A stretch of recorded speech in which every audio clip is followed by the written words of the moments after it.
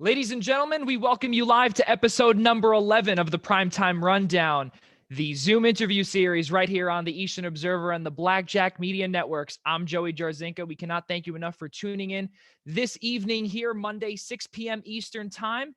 And folks, in case you have no idea who I'm speaking with, that is former Jacksonville Jaguar, Houston Texan, and Tampa Bay Buccaneer wide receiver Cecil Shorts III. Well, Cecil, I cannot thank you enough for joining me here on this Monday evening. And, like I said earlier, right off camera, it's sunny right where you are. You're inside. And I can't thank you enough for joining me, and it's 5 o'clock where you are, I think, right? Yeah, right, 5 o'clock. Yeah, it's 5 o'clock Central Time, man. Ain't no problem, man. I appreciate you reaching out, and this should be a lot of fun. Yeah, it's gonna be tons of fun, and the best part is that you're also a radio personality right now for the Texans flagship station down in Houston. So you know a little bit of how this works and everything, which is great. So we're not going into this blind.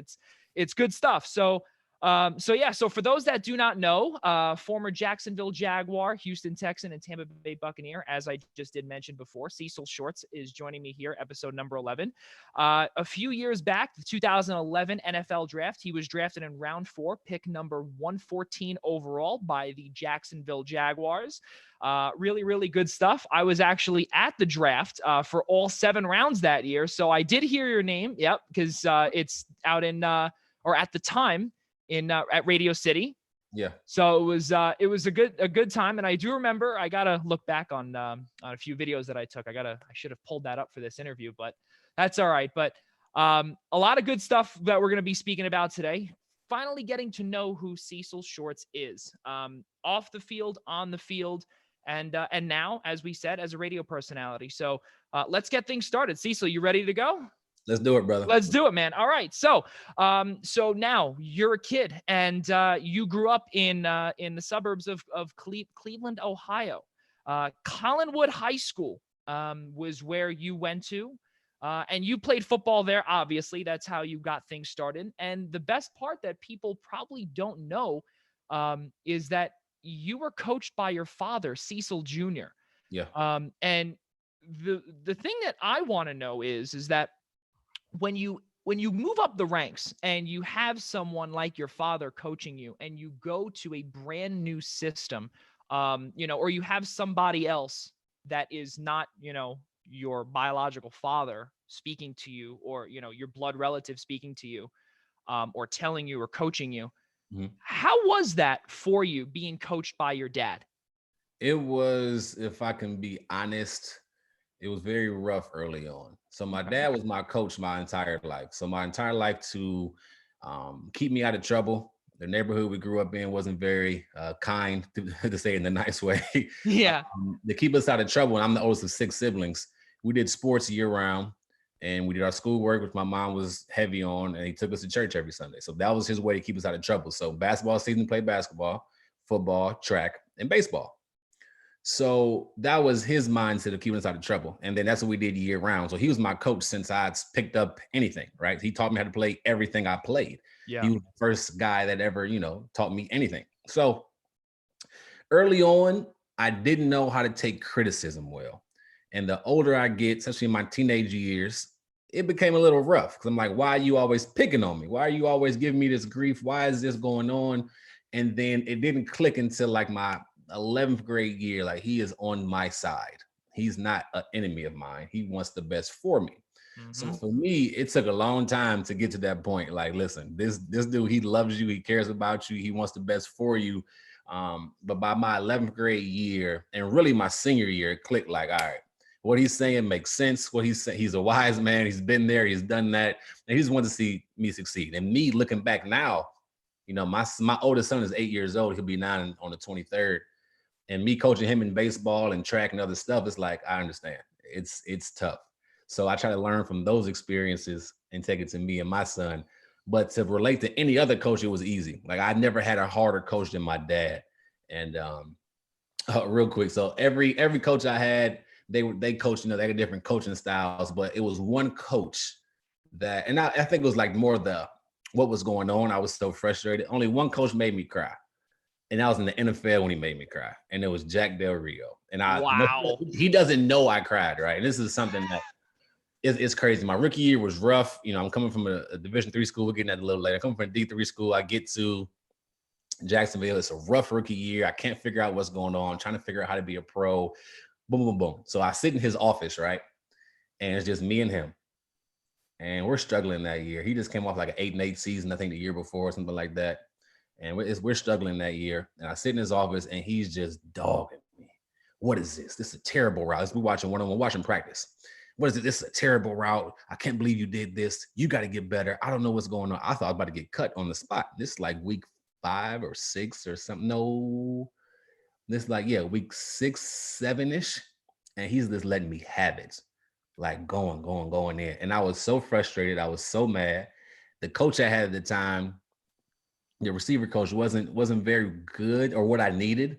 And it was just, it got to the point where it was like tears just all up in the eyes. Yeah. And it just started to come down. And I wiped them real quick so he couldn't see. But besides that, you know, I was able to handle, and even after that, you know what I mean? I knew how to handle myself because of my dad, you know what I mean? Because of what he taught me, how he coached me, how he prepared me to be a man. I knew how to handle those situations. So it was easy transition to everybody or all the other coaches. Right. So basically it was the constructive criticism that Coach Del Rio was giving you. And, you know, you're like, you got a little itch or something, right? You're making them wear, right? You got a little itch or something, or it's, you know, or it's allergy season and, you know, we're just making sure we're good. Yeah, exactly. Right. So, yeah. Now, obviously, and you know, we've seen Coach Del Rio be, you know, sometimes, you know, when he's the either defensive coordinator or in your case when he was the head coach, Right. you know, on different teams, you know, he can get, and we've seen it on television firsthand. It's, you know, he can get a little, you know, the adrenaline can be a little high, which is a good thing. Yeah. Yeah. So now, that would, I guess, be constructive criticism, if you will. And then you finally got it after, or you realized that Coach Del Rio really wanted the best for you. And that really was how he, I guess, handled telling people, you know, you have to get better, I would assume, if that sounds about right to you. I didn't take it in a way that he tried to, you know, do anything. I think he was just frustrated. Right. He wanted the best for me. I wanted the best for me. I didn't know what I was doing as far as running certain routes. I was struggling, to be honest. And you know, that was just his way of telling me, and it worked, because after that I improved my game as a rookie. Things started picking up just a little bit, and then the following years, you know, obviously I knew how to handle myself. But right, that rookie year was tough, and that was the only time that any other coach put me in a situation. I'm like, man, like I was just upset, you know what I mean? Yeah, and I haven't felt that since my dad and he coached me. You know what I mean? So when you brought that up, it just brought a random memory. I never told nobody that either. That's kind of embarrassing. So now, well, no, that's all right. You know what? I'm actually honored that you told me, of all people, some random guy from Long Island, and you're telling me. So I thank you for telling me that. That's great. Oh man, yeah, it was a moment that I think really helped me mature. A moment that helped me just learn how to, you know, slowly become a pro. So it was a moment that was needed. Right. And not only that, and, you know, not only becoming a pro, but also becoming a mature adult as well. Absolutely. So moving forward with, or just rewinding a bit, as you know, if you're watching The Last Dance, you know, where they go all the way to 98 and then all the way back to 80s. If you know, if I don't know, Cecil, are you watching The Last Dance? Absolutely. Now I'm a LeBron fan. Okay, good. I'm watching it for sure. Good. Sure. I was gonna say, so we'll get to that. We'll get to that later on, and we'll discuss that, because I'm sure we're gonna have a good conversation with that. But as I was saying, we go from all the way here, all the way back to the beginning, following your high school days. You would then go to University of Mount Union. Now, folks, what is University of Mount Union? Well, let's see. Not a lot of people know about it, but Cecil, you know about it. And it's a small Division III school in suburban Ohio. And you're not the only NFL player to come out of there. How about a former teammate of yours, Pierre Garçon? Yeah. Yeah. Yeah, he was special. Yeah, he was special for sure. So, you know, you were once a quarterback, actually, and that's what not a lot of people know. You switched to wide receiver once Pierre Garçon graduated. Is that true? Yeah. So I believe I came in as a quarterback. I played quarterback my whole life since I was 7 years Wow. old. And I was recruited as a quarterback, but the quarterback at hand um, was a sophomore, and I was a freshman, a true freshman. And he ended up being the starter and taking the team to the national championship and winning that year. And he was an All-American. He was like Right. D3, he was just everything, right? So it's like you could sit the bench behind him for 3-4 years, and then you'll be a starter your senior year, or you can switch positions and be able to get in the field sooner. So one thing that helped me, well, first off, you don't know anything about Mount Union. It's like the Mount Union. It's like the Alabama, Clemson, Ohio State of Division III, right? We're always in the running for the championship. That's just Right. what it is. If we don't win a championship, we don't get anything. We don't get conference rings. We don't get, a send off. We don't get anything. We have to win a championship and get this big old parade. And it's an awesome feeling. But we just have high standards at the University of Mount Union. Yeah. And that's just what it is. We're the Clemson, the Alabama, the Ohio States of Division III.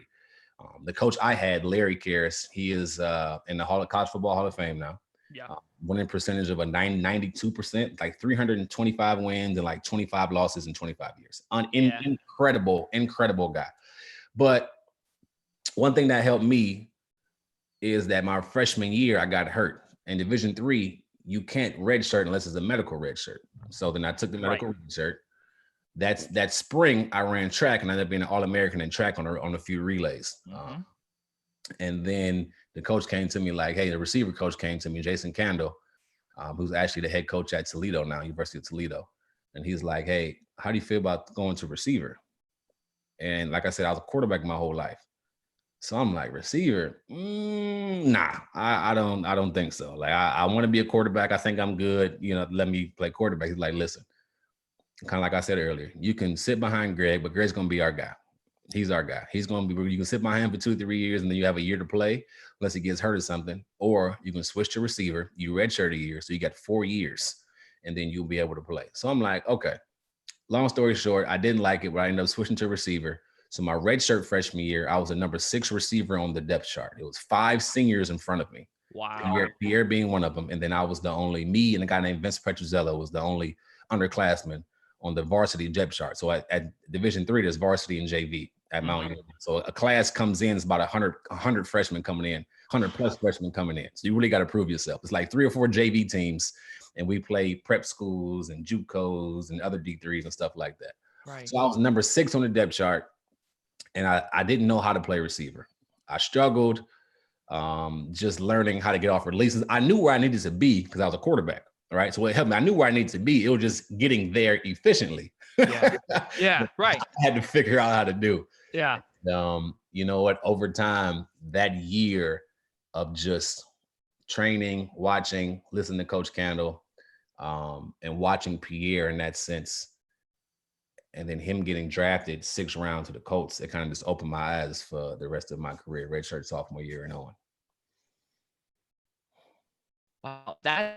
Honestly, that's crazy. And just so now I'm going to ask you this. So because obviously you said that you were struggling a little bit. Now, when you switched from quarterback to wide receiver and you said obviously you had a tough time with it. You couldn't do a few things there. The preparation for, let's say, a game or for practice or whatever, you have to, and we'll use a Last Dance reference as the question. You have to work out a little bit differently. You have to obviously work out different parts of your body. And it obviously it takes a toll on, God forbid, if you ever wanted to go back to a quarterback, it didn't help your arm. Well, to be honest, they always told me if need be, they'll put me at quarterback, right? Because I was one of the better athletes on the team, humbly. So they were like, we always can put you there, and we wouldn't call it Wildcat, but we would run the ball, we would throw the ball, we should do stuff like that. So we always had reps here and there. So I was always kind of prepared to be able to play quarterback. I knew all the plays. Like I said, I came in as a quarterback my whole freshman year. I knew the whole playbook as a quarterback. Right. So but the training aspect, I really had to learn how to play receiver from scratch. And that's tough to do when you're in college. You play quarterback your whole entire life. You go to this school to play quarterback. Now all of a sudden they want you to switch over.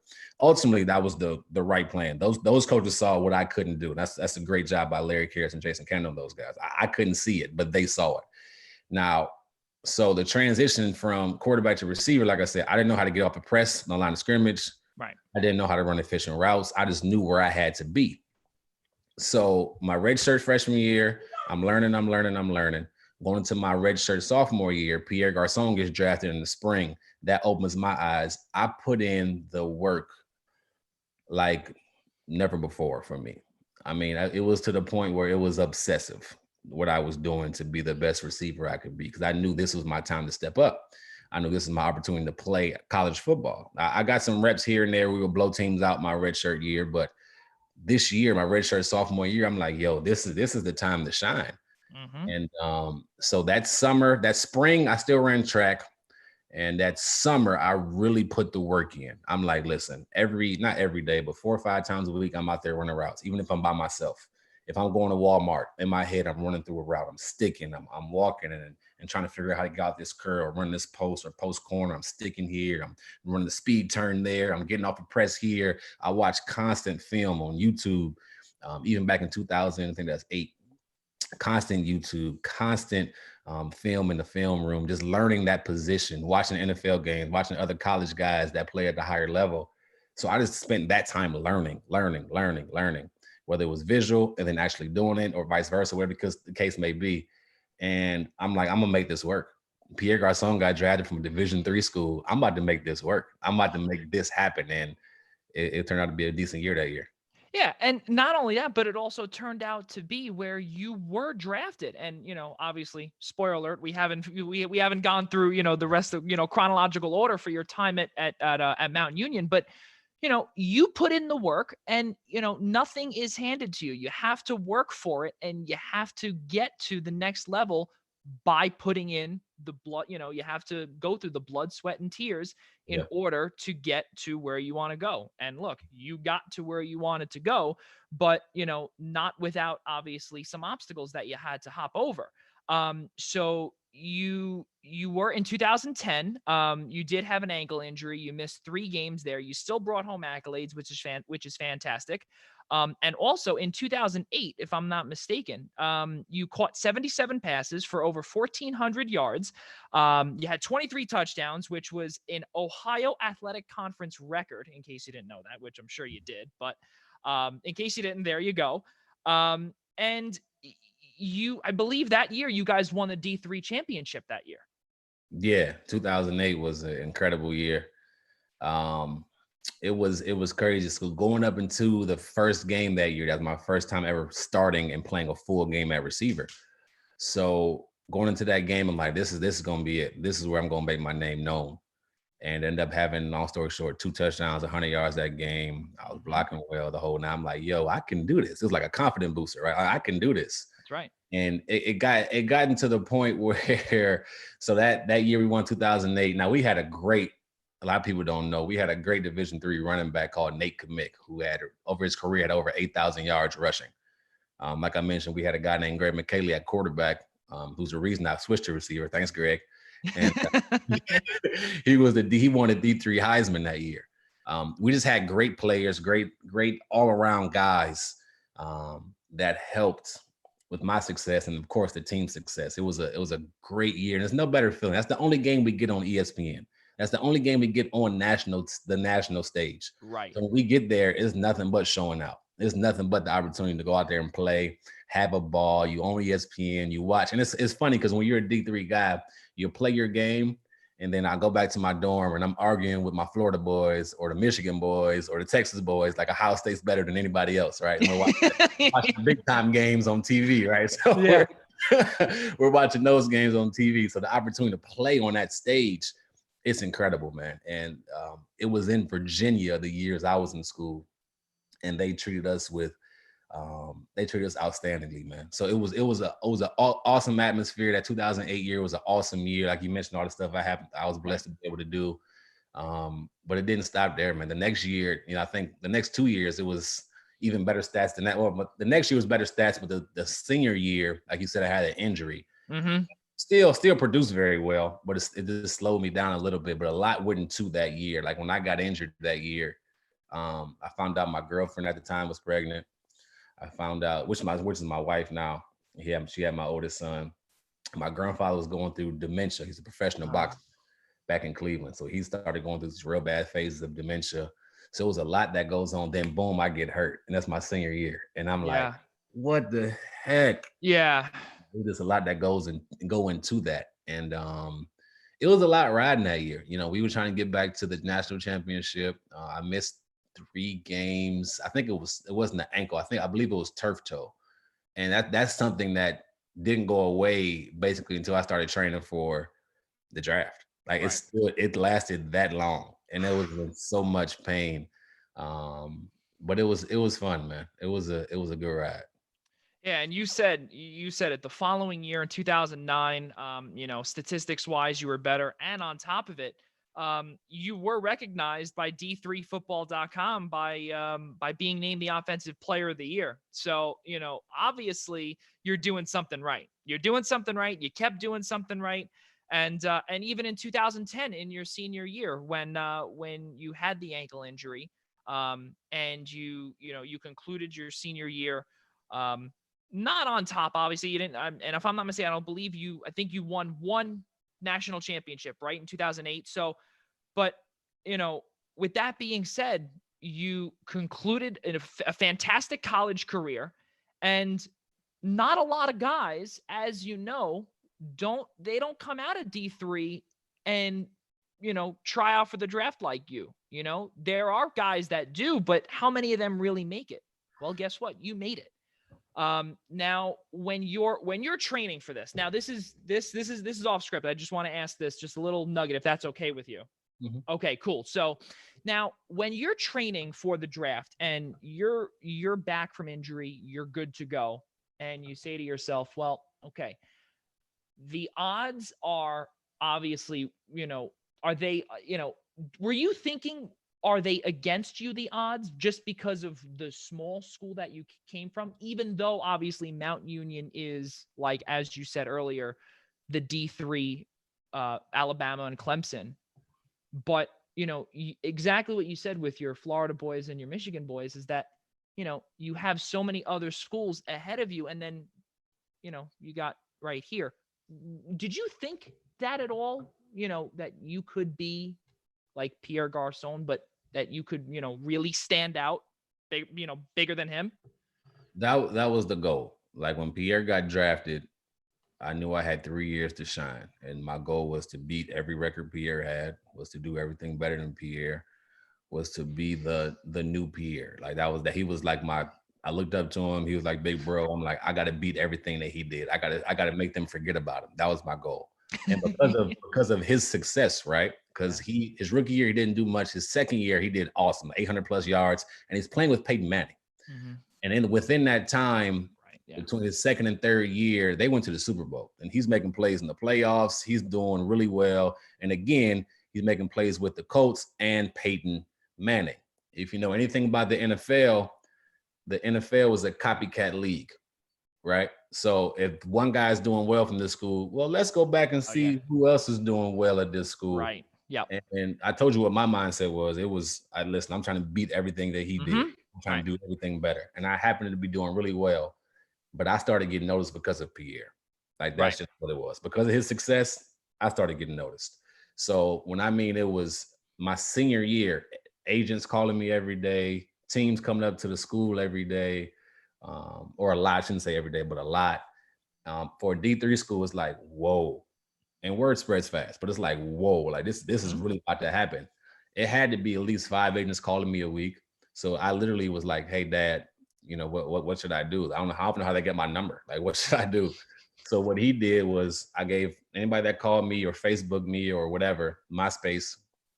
You're showing your age there, buddy. I would be like, all right, hey, I'm focused on school and ball. You go talk to my dad. So my dad met with about 50 agents, and then he dwindled it down to 3. And then I met with the 3 and decided from there. But during that time, my mindset was beat Pierre in everything. I'm competing with him. He doesn't even know I'm competing with him. Right. I'm just like, yo, I gotta be the best I can be. I gotta be better than him. And in my mind, it's like, yeah, I gotta prove it. Right. And then that's the number one question you get when you're training, when you're getting drafted, when you're talking to teams. Why should I draft a D3 guy? Why? What makes you different than the bench player at Ohio State? What makes you different than a star at USC? What makes you different? Why should I go out on the limb and what's different about you and draft you? So that was the number one question. So yes, I had to think that I was good enough. I had to have that mindset, like I gotta grind, I gotta prove the people that believed in me right.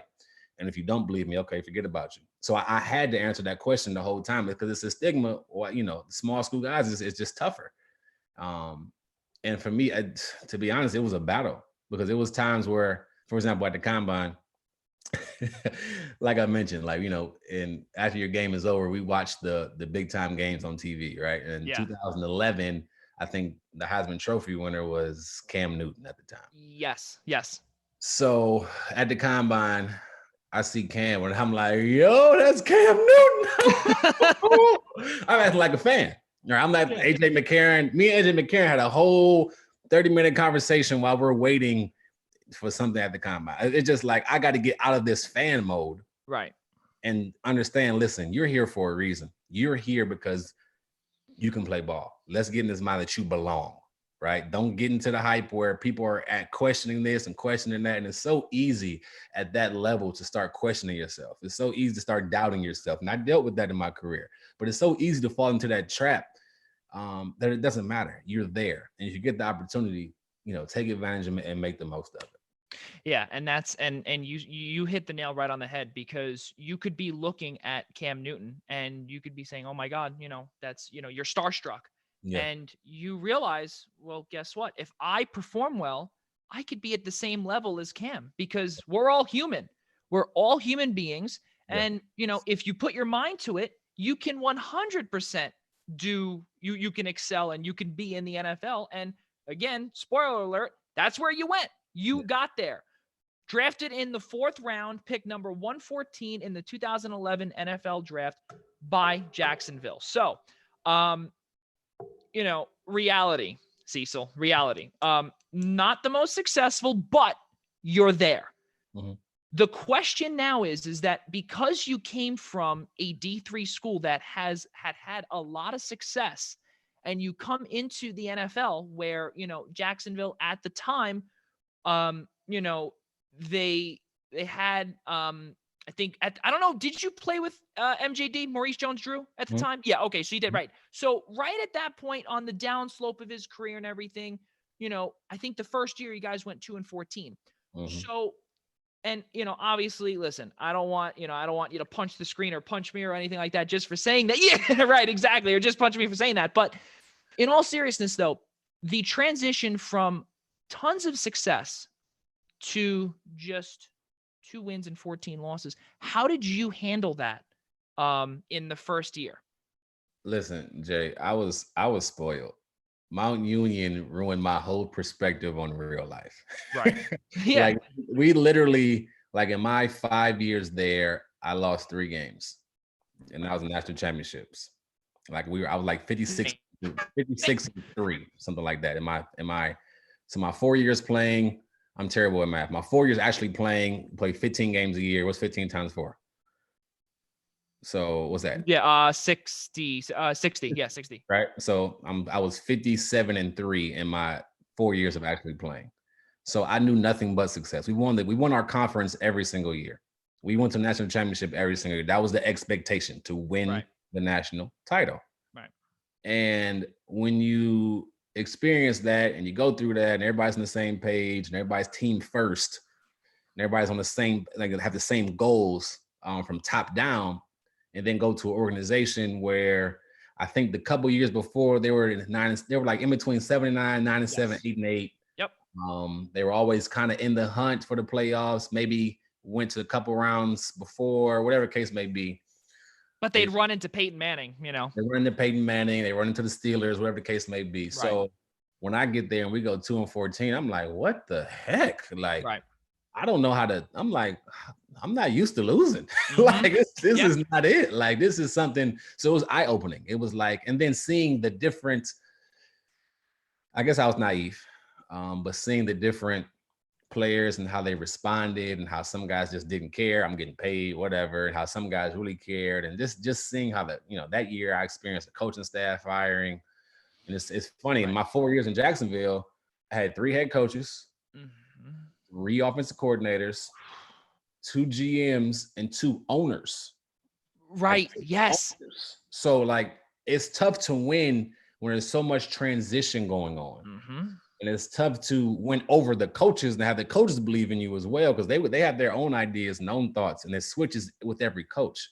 Right. So it's like, oh my gosh, like how can you win like this? So it was definitely a transition that I had to adjust to. That was frustrating, but it definitely helped me in the long run. Yeah, and as you said, over and over again is you become a mature adult and you eventually begin to realize what the deal was. And just for those that were listening and are gurus with records and everything, Cecil, I believe that year, 2011, that was your rookie year. 5-11, that was the year Mike Mularkey, I believe, came in, or 2012, Mike Mularkey came in, Yeah. and then it was Yep. 2-14. So, and then your next year you had Gus Bradley. That was he was the defensive coordinator at the time for Seattle. Yeah. And then 4-12 again. So, we know how the story is, and I don't want you to have to relive that, but let's look at something a little more positive. Now, you have, and we've heard this for a long time, after you left Jacksonville, when you went to Houston, you went to Tampa, that there would be a possibility where Jacksonville could potentially move across the pond to London, and where and I see your facial expression with that. You played in London, and Right. just the thought of that, I won't go there yet, or possibly not at all, but how was the experience playing in London Oh, around different types of fans? That's really what I want to know, because again, in the midst of all the negativity, there's got to be some positives coming out of Jacksonville. we were treated like rock stars in London. It was amazing. The treatment and the fans and the love for us out there. And now they're kind of like the home team in Right. Jacksonville. Like that's what the owner had his idea. Like Shad Khan at that time, he wanted us to do that, and it evolved to that.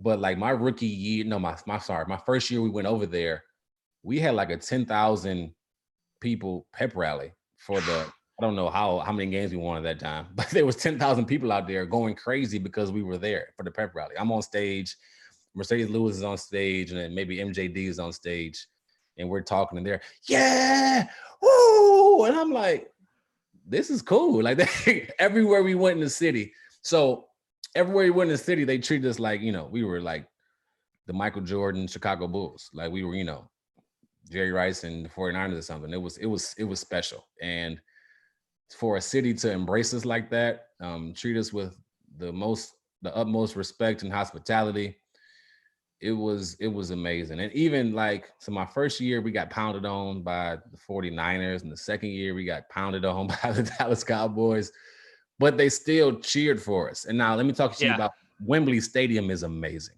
Like it's Yeah. historic. It's somewhere that I'm like, wow, like we're really in Wembley. And it felt like I've been to the playoffs once. I've never been in a Super Bowl, but if I had to imagine, it was similar to that. It was definitely a playoff atmosphere. But I mean, it was extremely loud. And the funny thing is, because soccer is the main sport over the pond. Right. So you look in the stands, you'll see every jersey from the NFL in the stands, like just random football jerseys from John Elway to Tony Baselli. There's random jerseys from any team all across the stadium, but it was so cool. And they cheered They cheered loud during the game, but of course they cheered the loudest during any time somebody kicked. So the kickoff or the field goal or whatever it was, Yeah.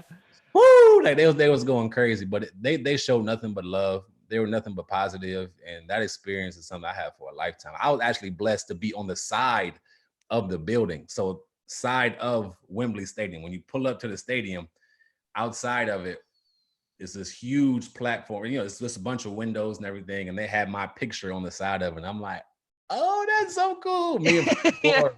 Me and Anquan and somebody like that. But it was the experience of a lifetime, man. It was amazing both times we went over there, and that's something I'll never forget. So now I will ask this question. And because of everything that we've heard with, with Jacksonville having the AFC championship year just a few years ago with Yeah. Blake Bortles, and then all of a sudden, then they just went downhill after that. And now, trading Nick Foles, now Gardner Minshew is the, is the leader, or, at the helm now. Yeah. Now for some of these guys, the possibility of potentially playing as a home team in London, we've heard at times, right? And I see, right, like I said, and I see your face there. What would be your thoughts of that? Playing 8 home games, I guess at Wembley. No offense to all the UK fans, but it just doesn't make sense for if you're a player in Jacksonville. Like to me, it's stupid. All my family and friends are in the United States of America. I had to move my family to the UK and live there for, I don't know, the length of the football season. So it's training camp is when, no, forget that. April is when the normal OTAs and stuff start. So from April till, so you make the Super Bowl February. Like and then the travel going back and forth, Right. the unknowns. If you have kids, you got to put them in school. It's just too many unknowns. And for opposing teams to go travel out there, I think that's just too much. It gets old. And the amount of prep it takes to go to UK, to go overseas, it starts like the previous season. It's not something that just happens, it's like these are professionals, and they start the previous season to prepare to send everything, and you gotta get passports and you gotta get clearances, and there's so much that goes into it. I just don't think it's smart, and I think it's disrespectful to the Jacksonville community. Jacksonville community loves their Jaguars. Now, to be fair, it's more of a college town, more Florida Gators, Florida State. That's just what it is in Florida. But still, it's a smack in the face to the people in Duval that really love their Jaguars. And for me, I wouldn't want that at all. Like I'll probably seriously ask for like, hey, just trade me, or release me or something. I wouldn't want to put my family through that or something. That's just too much that goes into it. Maybe if I was single, it'd be different. But to play over there from, I don't know how long. Say it's April to January. That's just too much, man, and it's too much change. Right. Yeah. And I guess, the goal was taking the NFL international to make it, the bigger and better. And then Shad Khan does own a soccer team out there. Yes. So it makes sense for him, business wise. But speaking from a player perspective, a former player, a husband with kids, with family, friends, a father, it's too much that goes into it. So I think it's not a good idea to even think about that. You know what I mean? Yeah. If you want to move out the city, but give Duval a chance to really embrace that team. Or how about this? If you win some football games, maybe people will come out and watch the games. Or if you actually stop firing your coach or stop getting rid of your quarterbacks or making dumb decisions, you can put together some quality seasons and really have be stable, and then more people will come to the games. You ain't got to worry about moving, right? But what do I know? It's the truth. Yeah. Yeah. No, and you think about it, so now, now that you say that, and that's the last thing with that, but you think about it, and I'm sure, Cecil, you remember when I believe it was Kansas City and New England played, right? And Kansas City, I believe it was their helmets or their some of their gear, right? It landed in New Jersey, and they had to drive it up to New England. So I think about that as I'm asking you the question, right? And all right, and again, I see you shaking your head. It's fantastic, because now what if that happened? Yeah. Like, let's say, for instance, if it stopped in, I don't know what's over there. So you have Ireland over there, or you have, Nova Scotia or wherever, but you can't get into a truck and drive up to London because, well, you can't drive across the Atlantic Ocean. Yeah. At least with, if you're landing at Newark Airport here in New Jersey, you can at least drive up there. You could drive everything up there, and it gets there. I think, what was it, like a half hour Yep. before kickoff. So that's another thing too, because if you don't have everything from over here, like the visiting team rather, Yeah. or even like for you guys when you guys were there, if you didn't have anything, what are you going to do? What are you going to play with? All right. Well, that's the whole thing. It's too much. Right. So, yeah. So now back to the time in the NFL. Enough with Jacksonville. Let's move on to now where you're located now in Houston. So Houston, you were there, I believe, for two seasons, I believe, or three, in that range. Two. I think it was two. Yeah, I think it was right. So you got to play with someone who's no longer on that team, in DeAndre Hopkins. You were and who is a freak of nature. Yeah. But again, you said it, you were in the playoffs once. One to forget. But your experience, though, playing in the playoffs, what was it like at NRG Stadium? Oh, man, I tell you what. So, and like, I love people in Duval. I love Jacksonville. I spent 4 years there. And I look at it like my college experience. You spent 4 years in college or 4 years in high school. You've grown to love the community, love the people there. But my time in Houston, even though it wasn't as long as Jacksonville, it was a point in time. We started off that year we made the playoffs. We were 2-5. And yet it was still 80,000 people or whatever, however many people are in NRG. It was jam-packed still. And then when we turned things around, ended up making the playoffs, unbelievable atmosphere. Like, people here love the Texans, like, to the core. And it's something I've never experienced before. And they truly, like, I have nothing but love for the Houston Texan fans. Like, they truly, truly, truly love the Texans. And it's like it's God, it's family, and it's the Texans. Like, that's how serious they take it. You know what I mean? And to have a fan base that supports you through thick and thin is something that is amazing. So even though we got, beat that day, that atmosphere was crazy. Like, it was probably the best atmosphere I've been in. Didn't last long, but the best atmosphere I've been in my entire career. I mean, I can picture it right now. I'm sitting there on the sideline. I'm getting fired up, or I'm already fired up, excuse me. All you see is white tiles just shaking like this. Dunk, dunk, dunk, dunk, dunk, dunk. Everybody's yelling, everybody's screaming. It's like, this is what you play ball for, to have this opportunity to play in the playoffs, to have this opportunity to be in this prime time atmosphere. And it was amazing. And I tell you what, man, NRG is always rocking though. I think it's like around 65,000 that can fill it up or whatever it is. It's always rocking, no matter what's going on. They're going to tell you how they feel, but they support you. It's still love, if that makes sense. So that time was incredible, man. That's something that's how I knew Wembley. So looking back at it, Wembley was like a playoff atmosphere, because it felt similar to that. But NRG is a special place when it gets going. So now that it is, and this is actually on my notes that that was my mistake. Terrible journalism, if you will. So I do apologize to both you, Cecil, and to the viewers out there. But 2015, you had 484 yards, 2 touchdowns. You played in 11 games, and that was 15. Then just in the season of the following year, 2016, you had gone to Tampa Bay following your release with Houston. So you went to Tampa Bay, and you got to play with another amazing group of guys that include Vincent Jackson. And for those that don't remember Vincent Jackson, I consider him as one of the better leaders, or from what I've seen. Do you think otherwise, or are you on the same page there? No, Vincent was when I was there, so it was Vincent and Mike Evans. Right. Stars there. Vincent was on the end of his career. Number one is one of the toughest guys I've been around. I watched him play we played Monday night versus Carolina, and he tore his ACL in the game and finished the whole game. Tore it in the first quarter and ended up playing the whole game on it. Had some good plays, but he was at the end of his career. And I believe that was his last year playing, but he was definitely a leader. He was somebody that worked out extremely hard, somebody that came to work, was a true professional.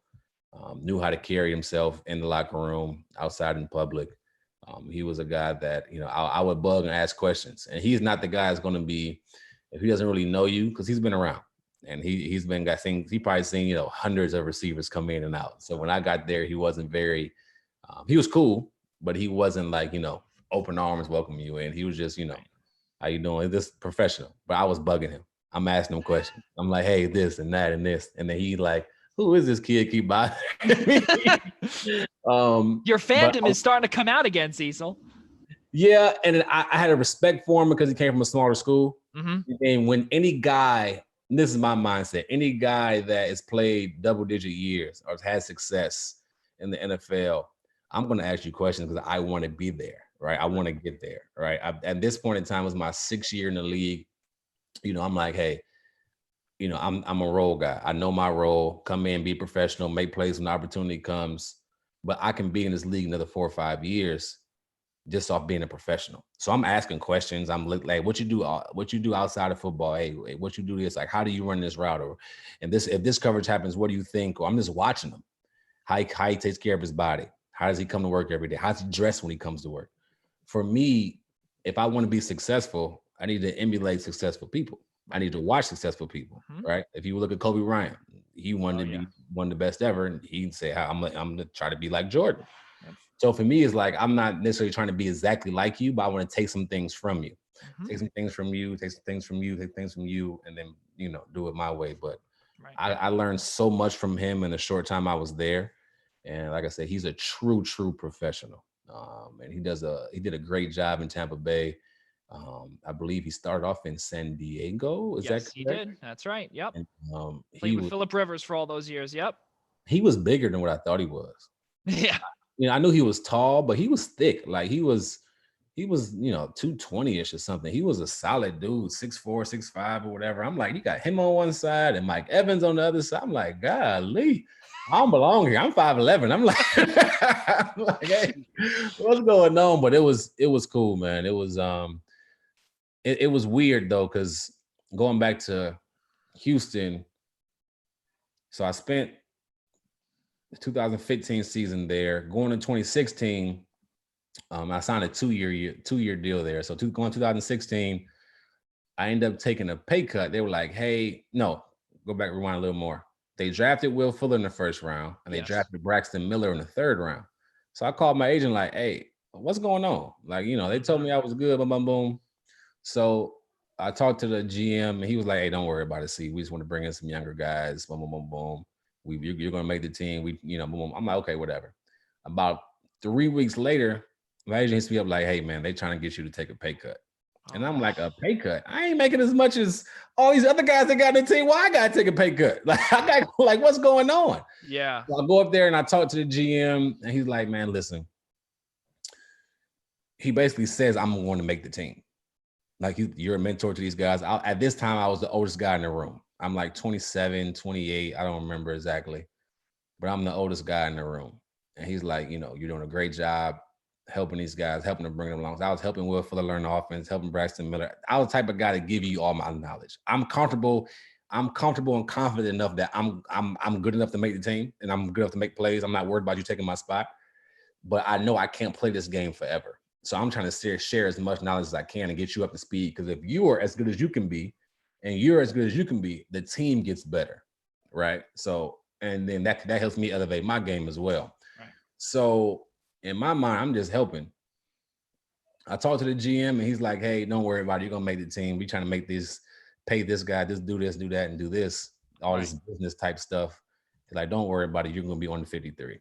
And I'm like, all right. So I take the pay cut.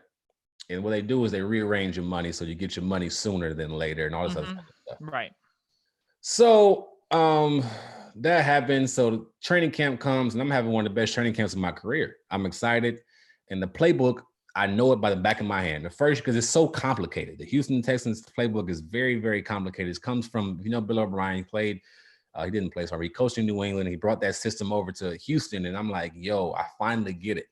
So like if I'm playing slot receiver, which I was, I have to know who's blitzing, who's not blitzing. I have to know the coverage. I got to watch the quarterback. I got to watch the guy over me. I got to know everything that's going on. Slot receiver is extremely tough, but I was getting it. I finally had felt fully comfortable in it. My second year in the offense, I'm like, yo, I'm about to go out here and kill it.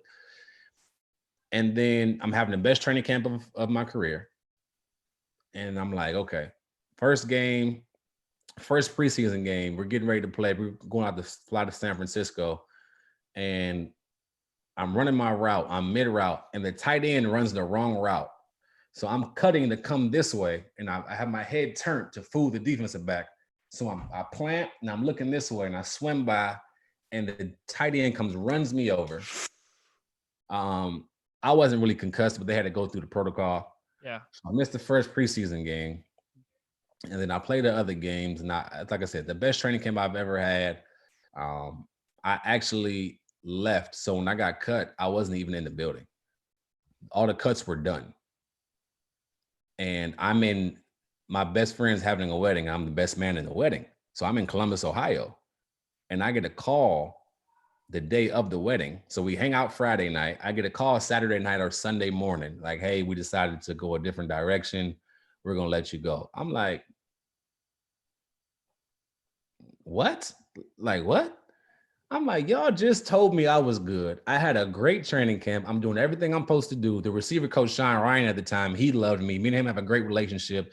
Everything was going smooth. I knew that when you're a veteran, you see things coming. So I knew, like, I'm probably not going to play that much, but you felt it in your gut, basically. I felt it in my gut, right? But I'm like, I'm not expensive. If they're going to call my number, I'm going to be ready to play. They know I'm a professional. They know I'm going to help the young guys. Right. Whatever. But I'm on the team, right? And I told my wife, I'm like, hey, I'm getting, 1 point, whatever, just to sit in the pine. I'm cool with that. I'll be ready when my number's called. Yeah. And they're like, they're letting you go. And it was this, boom. I'm like, okay, this is the NFL business. This is the business. This is something like, it's not a guarantee. If you blessed to get a scholarship at a Division I school, you guarantee 4 years there or something like that. This ain't no guarantee. You have to be ready to go you can do everything perfect and still be let go. So to leave that experience and then go to Tampa, who actually the head coach at the time was Dirk Cutter, who drafted me in Jacksonville. And to go there with him and for him to learn that new offense, to learn the new way they practice and how they go about things. And I had to find a new routine to do to take care of my body because I battled some soft tissue injuries and all this stuff. I'm like, it's just so much that goes into it, man. So to be around Vincent Jackson and those guys and to finally be in a place where I thought, okay, I can be here for a little bit and, just play my role and then see what happens from there. And it's funny how my career ended, not to go too far ahead, but I was finally getting some good chemistry with Jameis. I was finally making some plays and then boom, something happens, but it's all a blessing, man. I started rambling. I'm sorry. It's all a blessing. No, man, you're good. Listen, it's the truth. No, you know what? No, it's good because you know what? Now we're getting to learn who the real Cecil Shorts is. And you know what? And I'll tell you something, just by listening, it's, like I said, and I said this to you off camera, I think of football players, or even anybody. Listen, I work in the sports industry as well. And I look at some of these players, college, professional. I say to myself, they're all exactly like me and you. We're all human. So it all, everyone thinks, everyone, it's all the same, Yeah.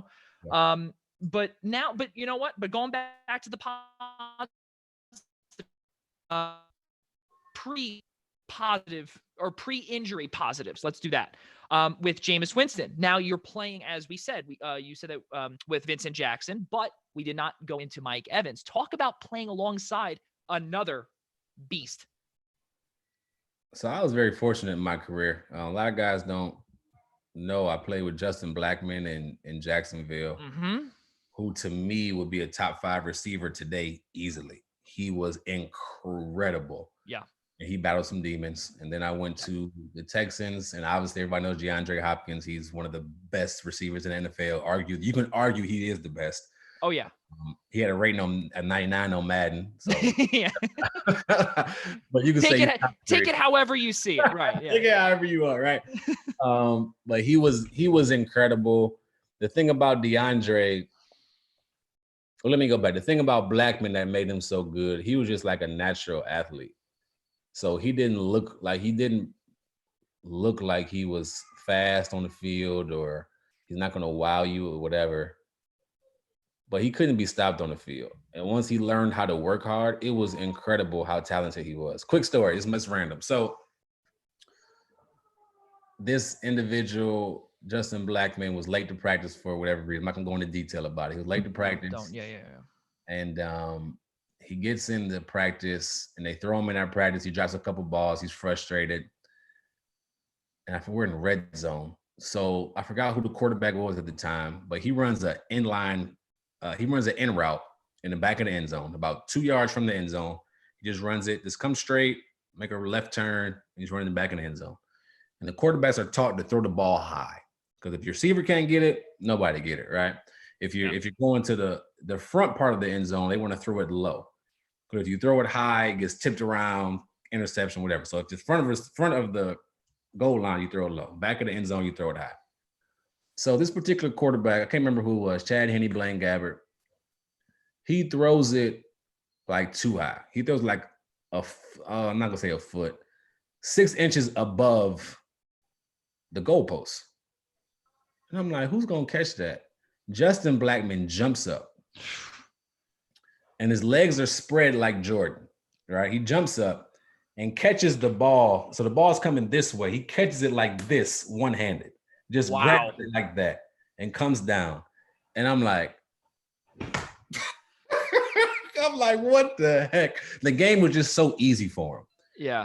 Just incredibly easy. We would play basketball all the time, and he would do these crazy dunks and jumps and his long arm. He was just amazing. DeAndre Hopkins, his hands were crazy. He'll kill. There's no 50-50 balls with him.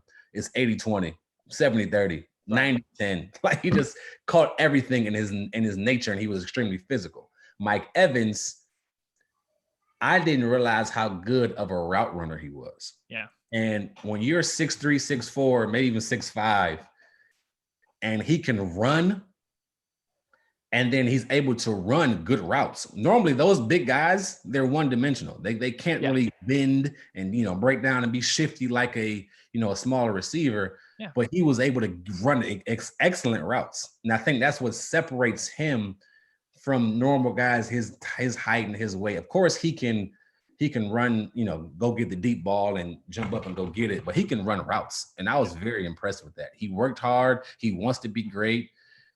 He thinks he can play basketball. He's okay. But he he is an exceptional athlete, but he can run really good routes. And now that's what got my attention. Like, oh my gosh. Because I just assumed, because he's big, that he wasn't going to run good routes, but he was amazing. He is somebody that's special. I think he's top 5 in the NFL. I think most would agree with you on that. Yeah. 5'6" range, but he is somebody that's going to play a long time in this game. And thank God, I mean, he's probably thanking God right now. He has Tom Brady by his side now. So he's right. He's doing very well right now. Yeah, that's pretty good. And not only that, you also had in your time, all the way from college and through your career in the NFL, you had a lot of good wide receivers that you played alongside. Even like I said, with Pierre, you played with him only for 1 year, but you still had, you said Justin Blackman for, I believe, about a year. Then you had DeAndre Hopkins, Mike Evans, Vincent Jackson, a lot of these good guys that you were able to take little tidbits from and eventually, grow your. So with that being said now, life post NFL, you have a plethora of jobs, and that is to say the least. So you are a radio personality for the Texans flagship station, KILT Sports Radio 610 AM and 100.3 FM in Houston. And you're also a wide receiver coach at Second Baptist School. You believe you started that in March, if that sounds about right?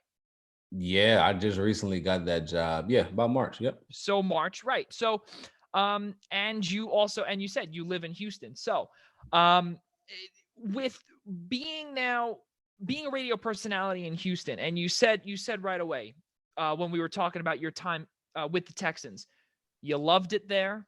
Yeah. The building atmosphere is fantastic. Houston lives and breathes football. They live and breathe their sports. They also, live and breathe religion. Everything that you said earlier.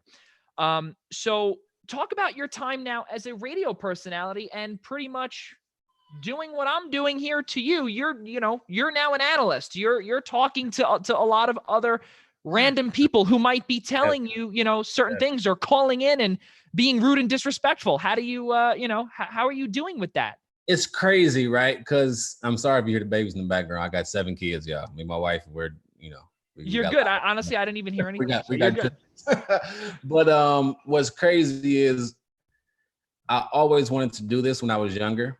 And then when I got in college, I'm like, nah, I don't want nothing to do with this.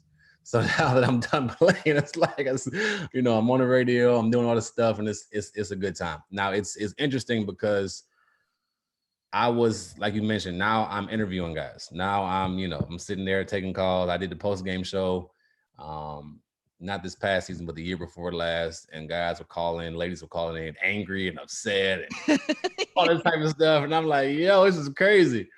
But I have to, for me being in those shoes of those players, I try to keep that in perspective and, not bash anybody. Like your job as an analyst is you have to do your job. You have to go tell if they play good, they play good. They play bad, they step it up, you got to say that. But it's how you say it. Oh boy. It's how you go about it. How you go about it, right? So for me, I try to be as careful as I can with that because I still know a lot of those guys. I retired in 2017, so I know I play with those guys. They know me, and I'm an ambassador for the Texans, so I do tons of stuff with the actual Texans. I try to keep a good relationship there. But it's tough. It's not an easy job. I know the game of football, right? I know like the back of my hand. I know, I can talk football all day, analysis, plays, all that stuff. Boom, I can watch film. But to sit there and prepare for a show, I have the utmost respect for everybody. Yeah. I have the utmost respect for you, Jay. Like it's incredible the amount of work that it takes to put together a podcast or put together a post-game show, a pre-game show, to do a radio show every single day. Like it's incredible amount of work. And well, thank you. I appreciate that. Yeah. Oh, no problem. But while playing, I didn't realize, I'm like, these guys just wake up in the morning, just ask questions, just anything. It's a preparation period. Oh yeah. That happens. And you have to do your research. You have to know what you're talking about. And you have to have the confidence to go up and ask a player, maybe after a game that they just lost to, they just got pounded on, or you know what I mean? It's just crazy. So I remember doing my first interview, right? And I'm like, I forgot who I was interviewing. I'm like, yo, I never do an interview before. Like, yeah, it's the post-game show. And I'm talking to my co-host, like, yo, I never did this before. I'm thinking in my head, like, I don't know what to do. I'm like, what questions am I going to ask? And they're like, listen, they know you're a former player. Just relate to them. So, I took that advice, but it's interesting being on the other side of it and seeing it differently. You know what I mean? So I try to make sure I'm not bashing the guys, but I do have to tell the truth. I try to make sure that I'm being honest and not giving away too much stuff that's in the locker room, because what happens in the locker room stays in the locker room. That's right. But at the same time, if I need to say it, or if it needs to come out, I'll make sure I set boundaries and say what I got to say. But it's been a fun ride, man. I think this is something I enjoy doing. I want to pursue it. I also love coaching, man. So my dad was a coach for 25 plus years. My uncle was a youth football coach. My grandfather, I mentioned in the beginning of the show, he's a professional boxer, and he worked at a work. He basically ran a rec center. So he was coaching all types of sports: baseball, basketball, boxing. He did it all. So it's in my blood. So it's been on my heart to do it. So, kind of my goal with that is to be an athletic director and a head coach within the next 5 to 10 years, is, be able to coach my son like my dad coached me. You know what I mean? So I think that would be pretty cool. You know what I mean? Be able to coach him. And my dad, like I said, he was a teacher and a coach for forever at the high school level. And I don't want to move up. I don't want to do college. I don't want to do professional, way too many hours. I got a big family. College is too transient. Like you might be at, University of Cincinnati for 6 years, you're doing great. Then, say Nick Saban gets fired, then you're going to Alabama. Now you're the head coach of Alabama. So y'all do terrible. Now you're going down to UMass. It's just too much for me at this point in my life. But high school are the years for individuals, for girls and boys, that are critical, ages 14 to 18. and you can really pour into those kids and be a leader and a mentor. You can do a lot of things and help them, help guide them to make, really good decisions in their life. And I watched my dad do that. I watched my dad wake up at 4:30, 5 o'clock in the morning and pick up kids, take them to school, bring them to workouts that probably wouldn't even have came to school if they didn't get picked up. You know what I mean? I watched my dad buy dinner for kids. It might have been as simple as McDonald's, dollar burger from McDonald's, but that was that kid's dinner. You know what I mean? I watched him pour into countless kids, and now I think it's my turn to be able to do that. So I'm looking forward to it. My first year coaching ball. It's going to be fun doing radio, working for the Texans as far as being an ambassador. I speak at different businesses, all types of public speaking I do all the time now, which I was really nervous about. Now I'm used to it. What else I do? So I work in my local church, volunteer there, ministry work there, with the youth. So it's a lot going on, man. I didn't, to be honest, and I'm rambling, but I didn't want to end my career the way it ended. I was playing with Tampa Bay December 4th, 2016. I'll never forget the day. And that's my first start with Tampa Bay. And I ran an in route this first quarter, first drive of the game. I ran a 15-yard in route. And we were in San Diego, not LA. We were in San Diego. Okay. In Qualcomm. Okay. Qualcomm. Friendly confines of Qualcomm Stadium. Oh boy. And I ran a 15-yard in route. In the pre-snap, my read of the coverage was man coverage. Yeah. So I beat my corner and I see the Jameis threw me the ball. And I'm like, oh, I'm about to be gone. I'm about to catch it and I'm about to be out of here. As soon as I caught the ball, the safety came and hit my knee. Now, my family said it was dirty. Some of my family. To me, it was clean. It's either going to hit me high, you hit me low. I'd rather you hit me low. I like my brain. Either hit me high, hit me low. You know what I mean? It's just part of the game, right? Right. He hits me. I catch it. It's a first down. It was 3rd and 15. I catch it. It's a first down. And I try to get up, and I can't get up. I'm like, what the heck? But I didn't feel pain. I guess my body was in shock. So I wave over. I look up to wave over, and the trainers are already running to me. So it was a pretty nasty hit. You could probably see it on YouTube or something. Yeah. But long story short, they started jacking with my knee. And I'm laying on the ground, and I'm thinking, whatever, I'll be fine. Because it kind of felt like you hit your funny bone in your elbow. Right. I'm like, I'll be good. So I sit out a couple plays. I'm like, hey, can y'all stop messing with my knee? And they're like, see. Chill out. I'm like, no, stop messing with my knee. It's starting to hurt. And they're like, hey, we're trying to pop your knee back in place. You dislocated it. So I'm like, oh, okay. So I sat back down, or I laid back down. I'm like, dislocated knee. Let's see. I dislocated my shoulder last year with the Texans. I missed one game and I played the rest of the year. I'll be fine. So I might miss a game. I'll be back. Yeah. I didn't know when you dislocate your knee, you tear everything in it. Oh, yeah. Yeah. So, and to be honest, the doctors and my wife did a good job of protecting me from everything. But I tore everything in my knee. Career was over at that point, but I felt at peace because I was wrestling with the politics and the business, and I was so fed up of everything. I was so mad. And I'm like, I was thinking about retiring before the year even started. I was just fed up. And I'm like, it's just too much that goes into it. It's not, the purest sport, or the purest form of football to me is when you're, high school on down. Right. Once you get to college and everything else is just business and all types of stuff. It's just not, it's politics. So yeah, it takes a lot out of you. It does. So once that happened, I'm like, I was at peace with everything that was going on, but I didn't know either. They didn't tell me. I get to the hospital and then they tell me, everything that's going on. Not everything, but most of the stuff is going on. So 2 years ago, my wife says, Cecil, you were an inch, or not even an inch, it was like 6 centimeters, whatever it was, from getting your leg amputated because they weren't sure about the nerves and all this other stuff. And I'm like, are you kidding me? Are you kidding me? So, 2016, I'm sorry if my son comes in. He's trying to. Now you're good. You can even bring him on if you want. It's all good. But, so that happened in 2016, and I ended up being stuck in California for like almost a month because they had to do the first 2 surgeries in LA. So I drove from San Diego to LA, and I was living with my agent at the time and his family. And I lived with them for like 3 weeks. I had to get surgery.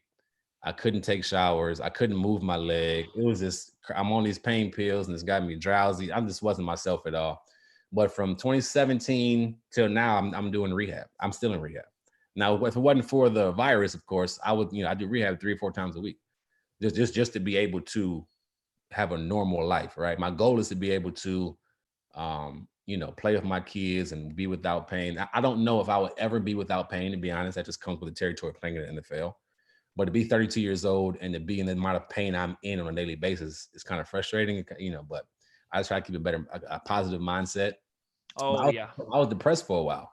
There was a point in time where in that first couple of years, I'm like, I wasn't myself. I was depressed. It was just bad. But thank God for my awesome wife. Golly. And then my kids. He didn't say that. He didn't say that. I didn't. Yeah.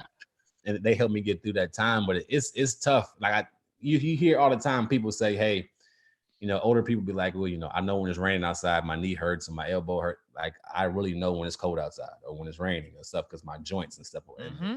It's incredible. So that journey in itself is a job. Just to stay upbeat, to stay as healthy as I can, to continue to do rehab. I can't wait to get back to rehab because it keeps me sane, keeps me working out, keeps me healthy. But yeah, man, this after football life is interesting and it's a lot of fun. That's really unbelievable. And you know what? And like I said, I'm really glad that you're able to be with your children. And, it's similar to with those that know about, obviously, like, for instance, like Andrew Luck retiring, where it was simple. He couldn't continue the rehab. He couldn't continue to take the hits. He just could not stand the whole, the daily regimen of being an NFL player, being an NFL quarterback. And when the spotlight is on you all the time, can Andrew Luck, he has to shadow Peyton Manning or, or channel his inner Peyton Manning. They're used to winning up in Indianapolis, or, like Luke Kuechly, for instance, he retired, just last year, all of a sudden, Travis Frederick in Dallas also. So, you know what, Cecil, your story is really, it's truly remarkable because you're a family first guy. And that I find most amazing, really, because, everyone wants to continue making the living playing football, or for instance, for those that have watched Ballers years ago, you could see, like I said, you could see a lot of the parties, you could see whatever it is, but you just, you don't seem like that type of guy. You are a family man. And you're also something that I've seen on all your social media handles. You are a servant as well. Really, really amazing. So now, Cecil, I don't know if you are you still okay with a few more minutes? Absolutely. We're good. All right, cool. I'm just making sure. I know, like I said, you got your son in there, so if he wants to come on, he's more than welcome to. My wife came in and got him out. Okay, all right, no problem. So whenever, like I said, if you have to go, just wave goodbye and So now you live in Houston. Speak about the reason why you call Houston home as opposed to Tampa, Jacksonville, or even your native Ohio. Well, my wife doesn't like snow. She grew up in Cleveland too, so she didn't want no parts of going back. But no, for real, like once we came to Houston, because it's a funny story, we actually bought a home. So I signed with Houston, but we bought a home in Jacksonville. Okay. We were going to make Jacksonville home. We were there for 4 years. Like I said, it's like you've been there for 4 years. You've grown to love it. You know everything about it. We had, we figured out what schools our kids are going to and all that good stuff. So like, we like Jacksonville. Jacksonville will be home. My parents liked it. They like visiting, coming down. It's like, it's a beautiful place. It's a big town, right? It's not a huge city, but it's a big town. And we loved it. And then we come to Houston and my wife's pregnant with our third child. So we're like, I'll buy like a real small apartment right by the stadium. And just, be able to drive to work there and back. I'm not, I don't do too much anything. I'm kind of boring. But, I drive to work and I'll come home. There's something cheap. So, because we got the home back in Jacksonville. Gotcha, yeah. My wife comes down for a preseason game. And long story short, she never goes back to Jacksonville. Never. So we end up selling our home. Wow. I was kind of upset. I'm like, we just bought this thing. I'm not going to be able to sell it for whatever. Right. But my wife loved Houston because it's a big city feel, right? But the culture it's culture is how do I want to put it? It's so many cultures here, so many people that look different here, but it's like a melting pot. Everybody Mm-hmm. gets along. There's so many things you can do for your family: zoos, museums, all types of parks. They had everything. The food is great. People are awesome here, and it's a lot of bang for your buck when it comes to getting land and stuff here. So Right. it was like a beautiful spot, and it was somewhere she wanted to be. She wanted to be more in it. She was comfortable in Jacksonville, but she wanted to be more of a bigger city type feel. And this was the perfect spot. We found a beautiful church home for us. We built friends here that we'll have for lifetime. So we really enjoy it here. And then at this point in time, I believe my son was starting in school, so we don't want to take him out of school and have to move him. We want to have a stable, Keep stable moving. place. Yeah.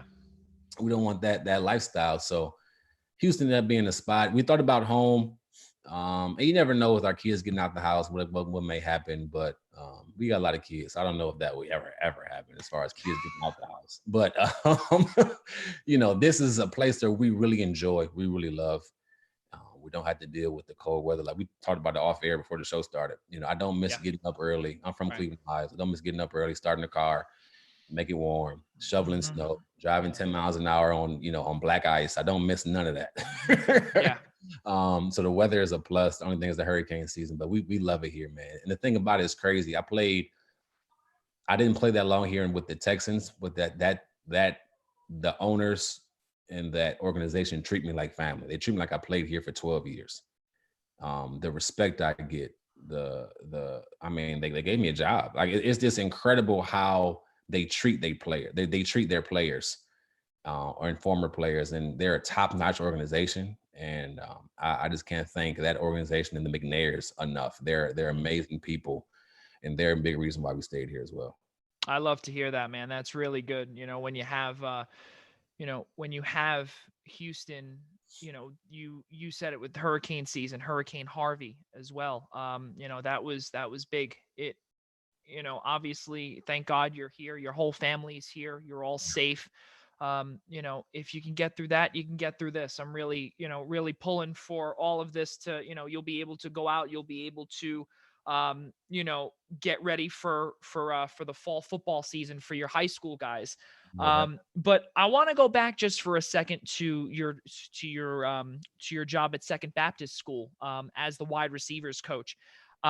You said you started in March, not too long ago. Now, obviously, you haven't seen any of the players yet. Literally nobody because, it's March. And also, I'm assuming you wouldn't start, or if everything was normal, you wouldn't start till, the summertime. You gotta, They have spring ball in Texas. Oh, okay. Oh, right. Yes. You see, Southern that's school, they got spring ball, so we would have had practice now. so They you get would have. a certain amount of hours a week or whatever, and practices and scrimmages. So yeah, we would have been going if everything was normal. So with that being said, now with everything happening here, and obviously, and with Texas slowly beginning to open up again, or a little bit faster than where I am here in New York, um, how are you giving out as the wide receivers coach some drills to work on? Some in-home things to do. Trying to keep their mental state and physical state, ready to go come August, um, when you figure everyone will be back out on the field. Yeah. So I meet my receivers via Zoom, kind of like what we're doing now, every Thursday at 7:15. So we have Yeah. meetings. For me, I have to learn the playbook. So while I'm learning the playbook, I'm teaching them we watch film. So we get on Zoom, I talk to them, we watch film, we go through plays, how I want routes to run, and trying to teach them. So I've seen their faces. I talk to them on the phone. I check on them weekly. I text them, but I have not met them in person. So it's a different situation. We have a team meeting every Wednesday. And our head coach, he's been coaching football for like 20 something years. He's been in Second Baptist for 7 or 8 years, and they went to the Final Four last year in Texas football. So they're a solid program. But our head coach is doing a great job of keeping the guys engaged, communicating with them, talking to them. And that's one thing he encourages us to do is make sure we're communicating with our guys. So I talk to him weekly. I talk to some of the guys, 2 or 3 times a week just to make sure they're okay and trying to build a relationship. You know what I mean? The kids will run through a wall for me if they can trust me, right? The kids, if I can build a relationship with them and they believe that I want the best for them, forget football, I want the best for them in life, they'll do anything I ask. So that's what I'm trying to do is build a relationship with the guys, let them know I care. I try to play video games with them. I try to, Well, that's very nice. Do whatever, you know what I mean? In the beginning part, so this is funny. In the beginning part, I was sending them drills, like you mentioned. I go in my backyard and I do some drills. My wife's taping, and I start getting tired. I'm like, hey, I'm getting this ain't it. Like, Yeah. I'm breathing hard. I'm like, nah. So, yeah, I tell them stuff to do, and they're getting together. They're getting together weekly and working out in groups of 10. They're abiding by the rules, and we got to, Right. you have to go by a certain protocol. And I asked my coach, hey, can I get out there with them? And he's like, no, it's too risky. So I just call him after. I'm like, hey, how'd it go today? What's going on? Just to get tidbits here and there. But they're a hardworking group so far, and it's tough because this right now is the new normal, right? Oh yeah. And I've been fortunate to be able to talk to.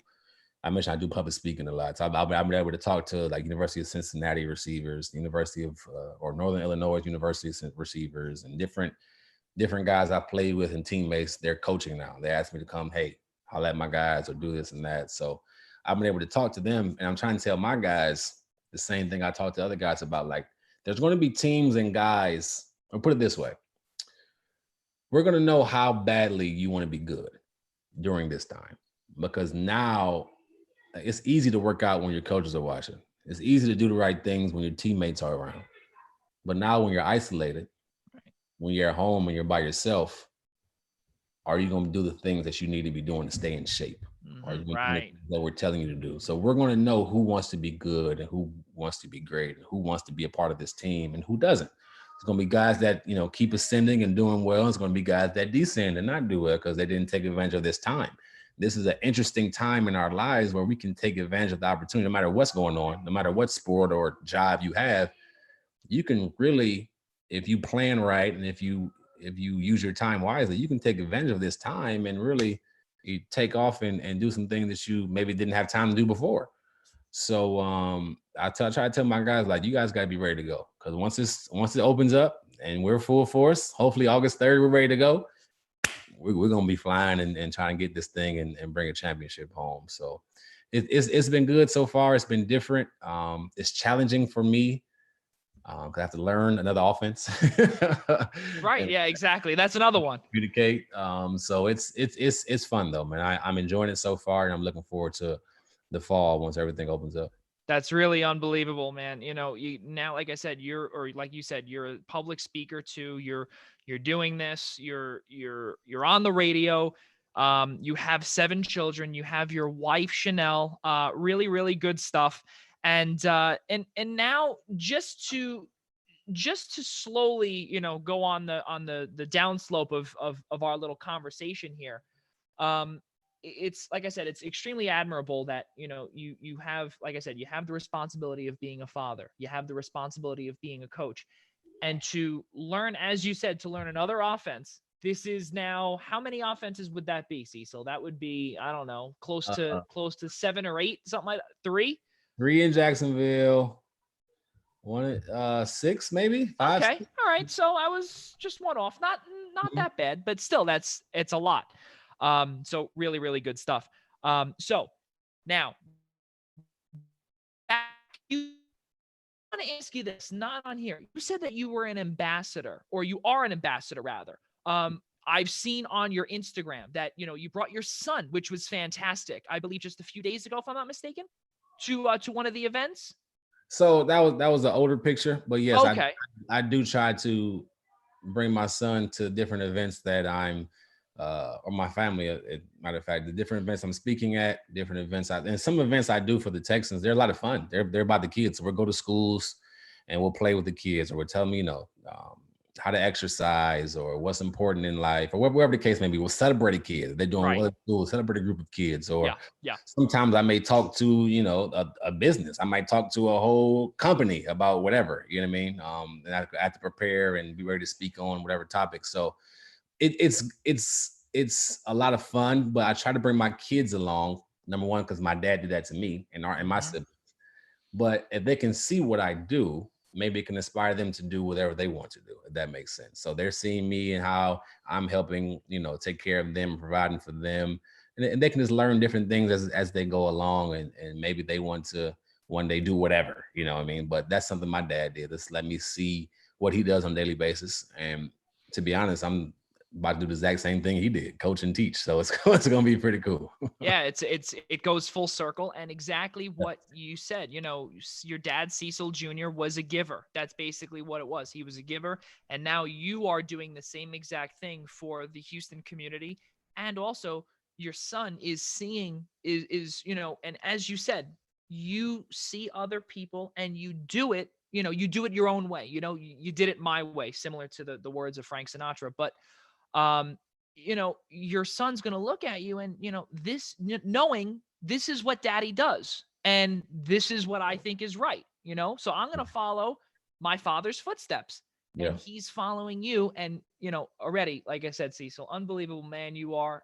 This is the first time us meeting here. And really, I've grown to like you really a lot as a person, because there's a lot of things. No, seriously, man. No, absolutely. Because you know what? Just by one little LinkedIn message that I sent you, you could have, you could have ignored me, but again, you said it, you're a giver. And look, you gave your time now, and I really do appreciate that. So again, thank you for that. But now a little more positive laughter / fandom talk, if you will. So now we were talking about DeAndre Hopkins. He's no longer in Houston. Bill O'Brien is the head coach / general manager. We have our Chip Kelly 2.0 type thing, where in Philly. And, and I did tell you that I was an Eagles fan. God help me with that. But all right, I'm a Browns fan. I understand. Oh boy. All right. Well, all right. Well, we'll see. For years. Yeah. Say we'll see you in Cleveland down the road in I think October or November or something like that. I'll come to town, I believe. Yeah, I'm excited. Yeah, exactly.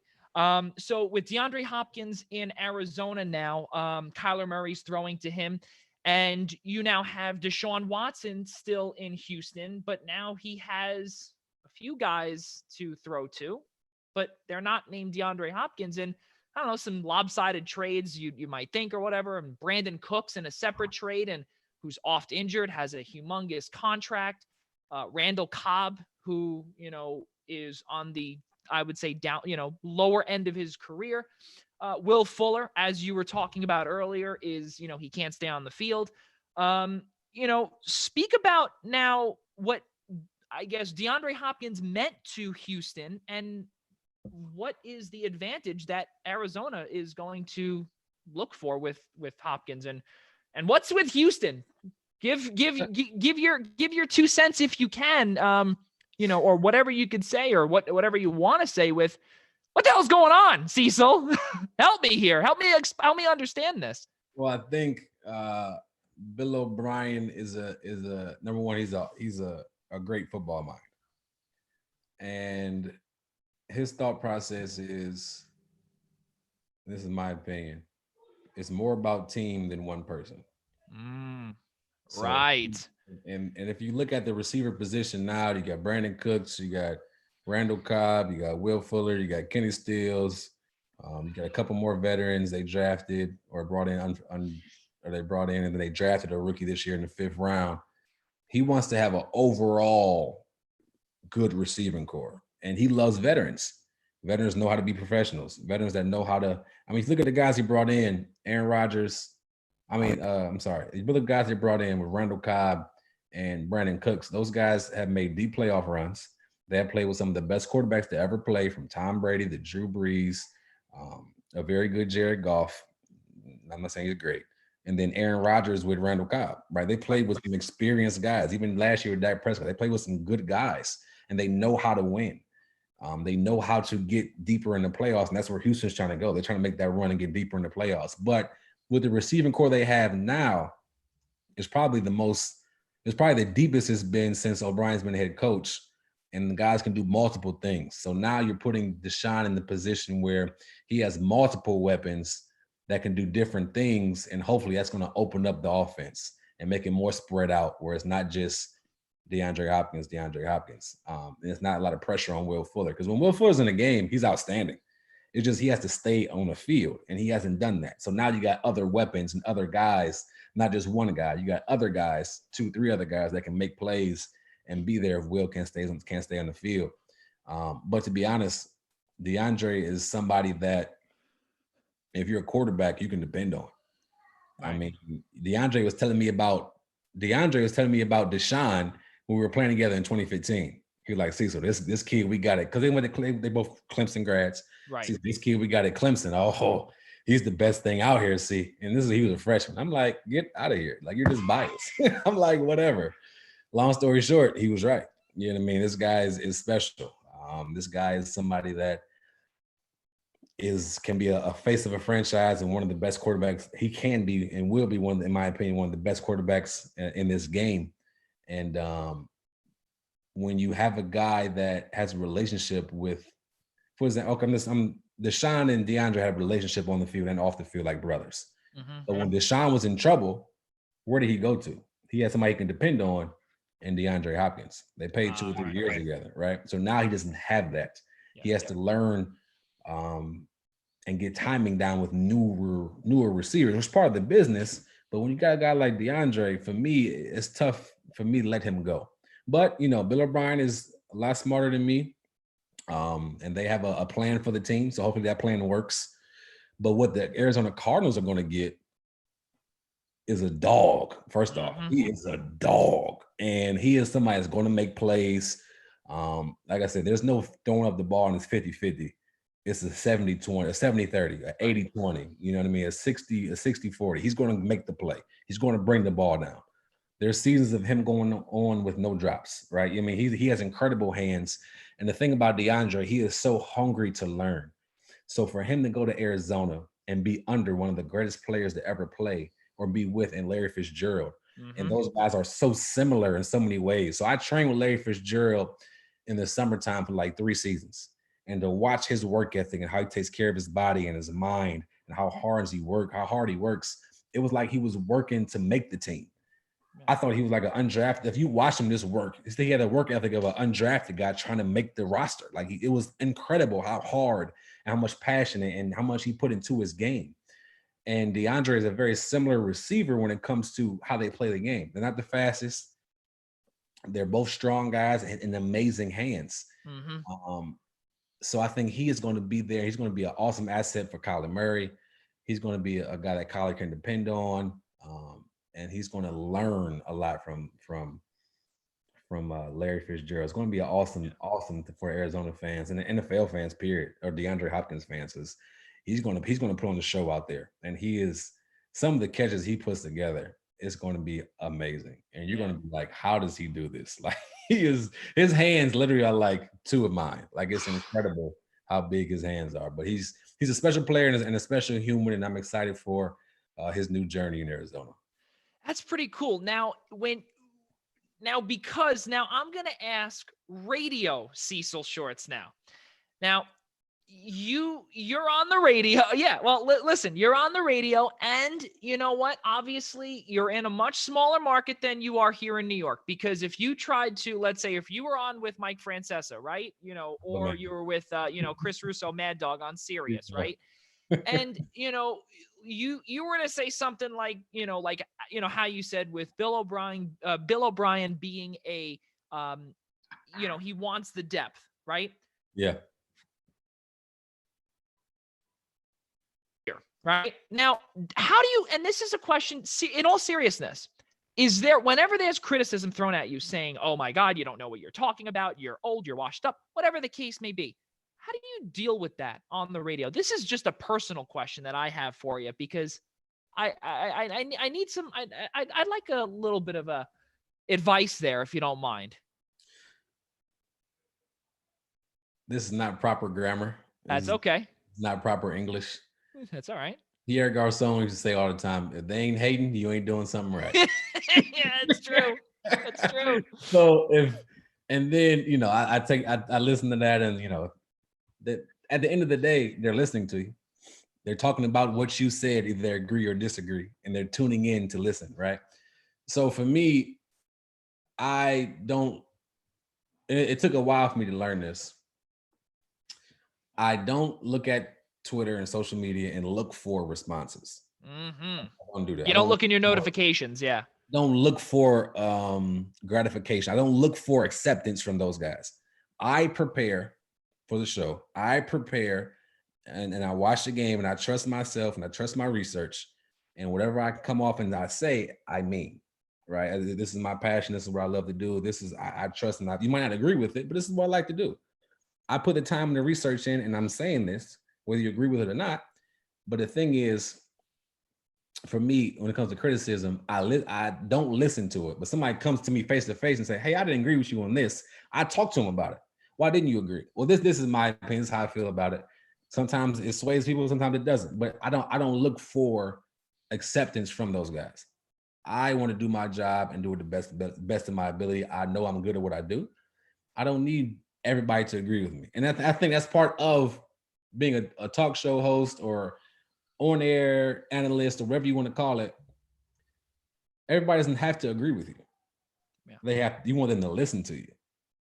They don't got to agree with what you're saying, but you want them to tune in to when you're on air, if that makes sense. That is from what I've heard in school, from what I've heard at work, it's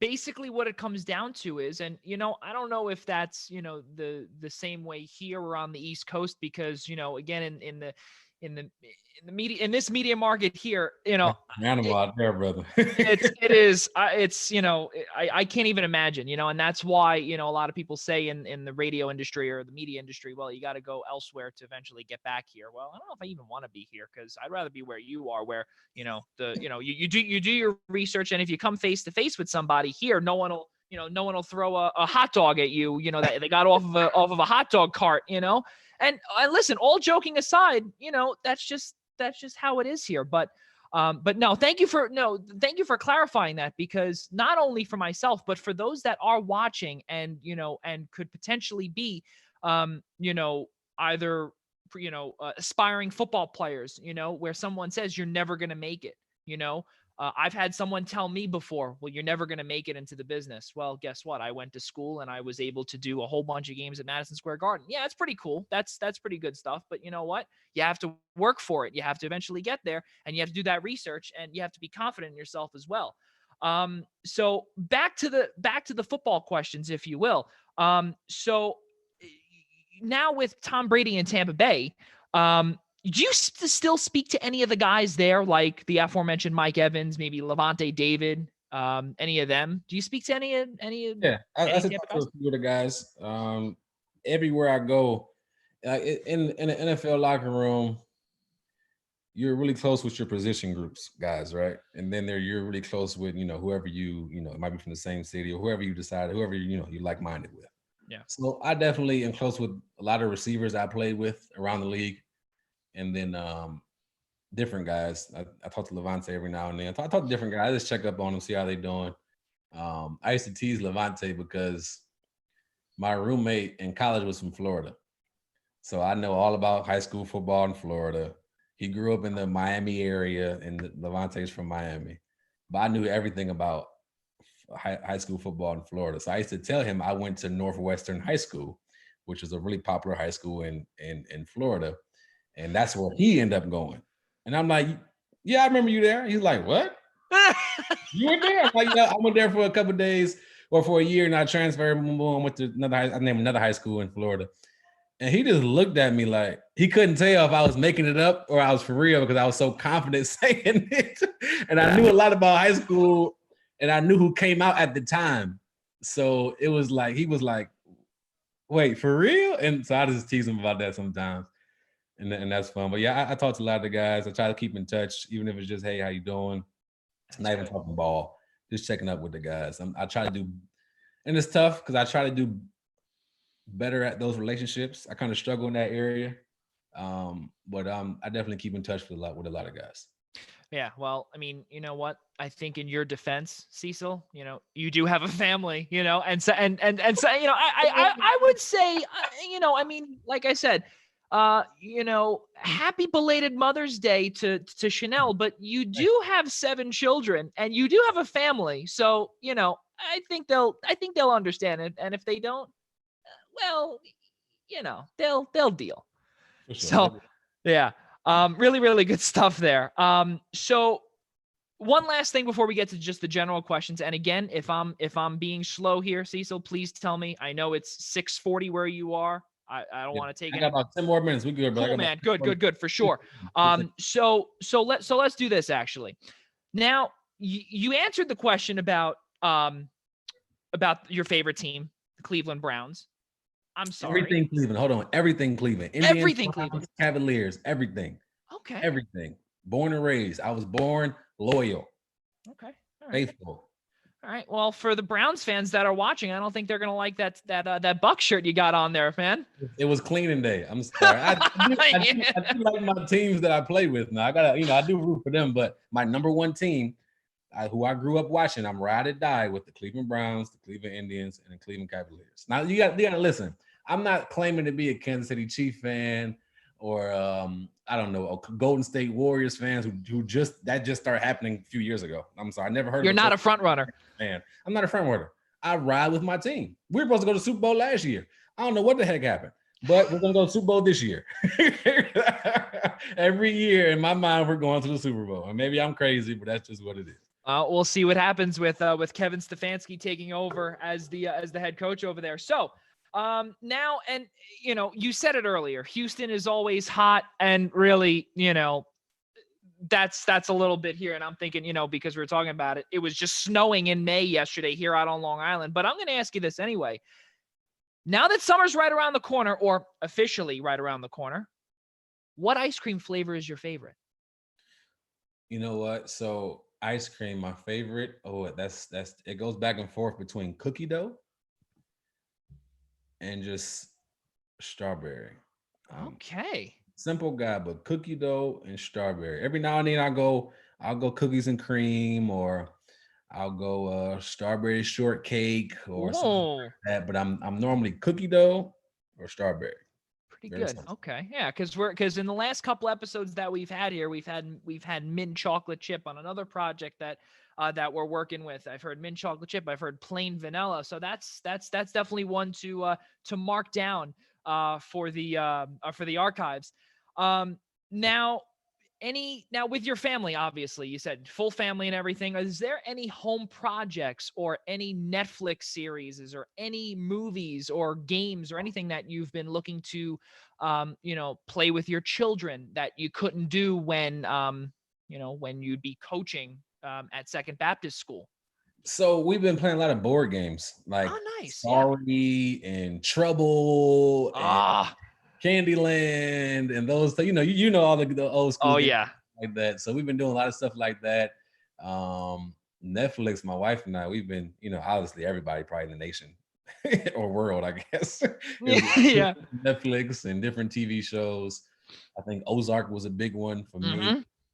What else on Netflix have I been watching? It's so many. And then TV shows, it's so many out there. But yeah, so we've been trying to keep the kids active. I'm trying to think. Definitely board games. We have movie nights. So we'll pick like popcorn and candy, and we'll let the kids pick a movie. So we just watched like Sonic the Hedgehog the other night, and we watched Trolls Nation Tour of Nation, wherever it was, Nation Tour the other night. So it's fun, man. You get to spend a lot of time with the family. So I have 7 kids under the age of 8. So 8-year-old boy, 6-year-old girl, 4-year-old boy, 3-year-old girl, and then our triplets are 17 months. They're all girls. So 5 girls, 2 boys. So it's still triplets. Wow. Wow. Triplets. Wow. That's wild. That's crazy. Excellent. Well, that's really unbelievable. Okay, good. So you're getting good use out of the quarantine time and getting some good family time, which is fantastic. And we did bring this up earlier. This is the last question that I have for you. We've already brought this up. you're watching The Last Dance. Oh, yes, absolutely. I love sports. I love sports history. I love knowing the background, like the behind the scenes stuff that nobody knows, right? And this is giving us 100. It's 100% that, right? A lot of stuff that went on with Scottie Pippen. Because I'm 32. I believe I'm older than you. Yep. I'm not sure. I may look old, but I'm only 24 for those that are Oh, watching. I have no idea. Yeah. I oh may yeah. not look it. Yeah. I saw a little bit of Jordan. I'm not sure if you saw any Jordan. No, no, I did not. I did not. No. I'm a So, 95 baby, so no.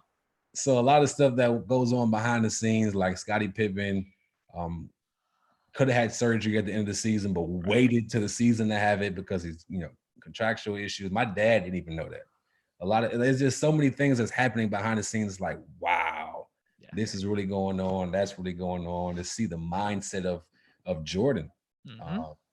he was obsessed with his craft. Oh yeah. And I think if you look at the greats in all the sports, whether it's, Jordan in basketball or Tom Brady in football or whoever you want to say in baseball and hockey and all other sports, the one common thing that they have is they're obsessed with their craft. They're obsessed with being the greatest. They're obsessed with doing everything they can to get an advantage over somebody else. And for Jordan to make up stories in his head and you know what, this might be random, but I'm gonna say this. I get fed up with people saying, I'm from Cleveland, so I'm a LeBron fan, obviously, right? So I get fed up with the 90s players, with Barkley and all those guys saying, oh, this generation couldn't play it back in our time. They couldn't, they weren't tough enough. They couldn't do this, they couldn't do that.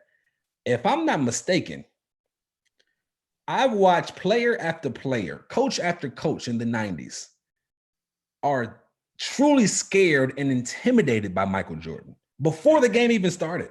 Yeah. Before the game even started, they're scared and intimidated. Oh, I don't want to speak to him at a restaurant because that may, he might try to play mind tricks on me. Like, you are, bro, you were beaten before you even entered the arena. Mm-hmm. And you talking about other guys couldn't play. You couldn't play in that time. You were already defeated. You see what I'm saying? Like, you were so, and Jordan's great. Don't get me wrong. But you were so defeated. You were so intimidated in your head. Like Charles Barkley said, I'm okay with losing to Jordan. What? What are you talking about? Yeah. Why are you okay losing to anybody? Right? And it's just interesting, the mindset of everybody in that time and how basketball's changed. Right. So in the 80s, it was basically football. It was tackling. But that if it wasn't for that time where he couldn't beat the Pistons and he was losing to those great players, then we wouldn't have the Michael Jordan that we're watching now, right? Mm-hmm. He had to go through that to get to the success that he's had. So it's a lot of good points in there, and it's a lot of good life lessons. But I love seeing the backstory of everything, man. Stuff behind the scenes we had no idea what's going on. Yeah, it's wild. It's wild stuff. And then you think about it too. When Michael Jordan left to go to play baseball, if there was no 1994 strike, would he have ever come back to play basketball? We will never know. Well, an hour and 47 minutes. Listen, I told you earlier when we were planning this, I said max an hour.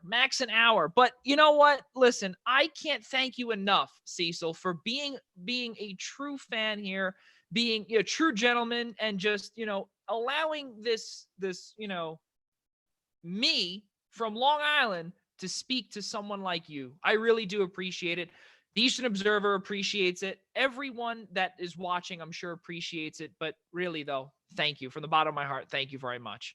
Hey, no problem, man. It was fun. I had a good time. You do an awesome job, man. Keep growing, keep pursuing it. I'm rooting for you, and you have a fan in me now. So I'm excited, man. Thank you, Jay, for everything. And this was a good time. And thank so you. let me clear this up real quick. Are you a Knicks fan? I'm actually a Lakers fan. How? I'm confused. So yeah, so okay, well, here, I'll give you. I'm a Yankees fan, I'm a Lakers fan, I'm an Eagles fan. And in hockey, I'm an Islanders fan. So that's fair because I do live here. But I'm an Eagles fan because of my uncle. My dad is a Cowboys fan. My dad is also a Rangers fan. I became an Islanders fan. My dad doesn't really care for basketball. I just loved Kobe. Kobe was my man. That's who I grew up watching, idolizing. And always it was number 24 or it was number 8. And actually in high school, it was 18 when I wasn't cut from baseball, but it was 18.